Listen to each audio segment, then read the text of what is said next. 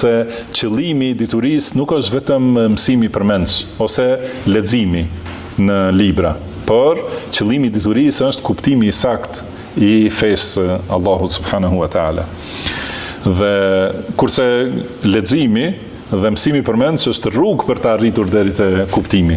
Dhe kuptimi padyshim merret nga dietarët, se Allahu i lartësuar na ka urdhëruar që të kërkojmë dituri, edhe ka thonë wa ma kana al-mu'minuna liyanfiru kaffa.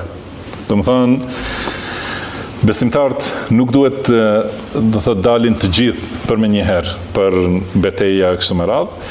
Falawla nafara min kulli firqatin minhum ta'ifa.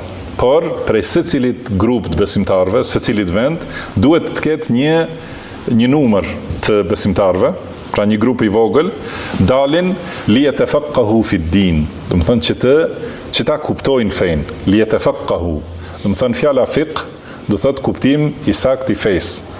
Dhe nuk ka thonë, si thot këtu Sheikh Fauzani hafidhahullah, nuk ka thonë që të mësojnë përmendës, por ka thonë që të kuptojnë në fe. Pra, dhe ky ajet u drejtohet atyre që kanë qenë në kohën e pejgamberit sallallahu alaihi wasallam.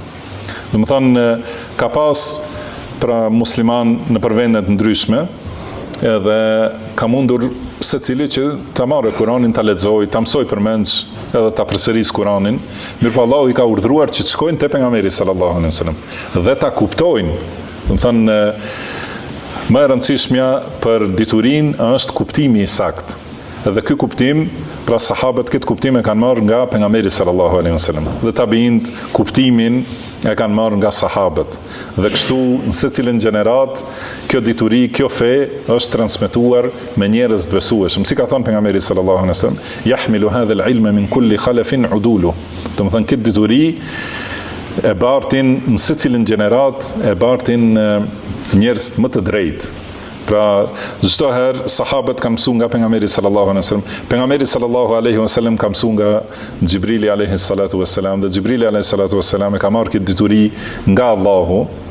Dhe kështu pastaj është transmetuar deri te sahabët dhe sahabët të gjenerata tjetër, tabiin dhe ata të atba'u tabiin, kështu do thotë secili e ka transmetuar edhe diturinë që është përmendës, atë që duhet memorizohet, dhe kuptimin e asaj diturie, me shpjegim, do të thonë teorik, dhe me shpjegim praktik, edhe në vepër.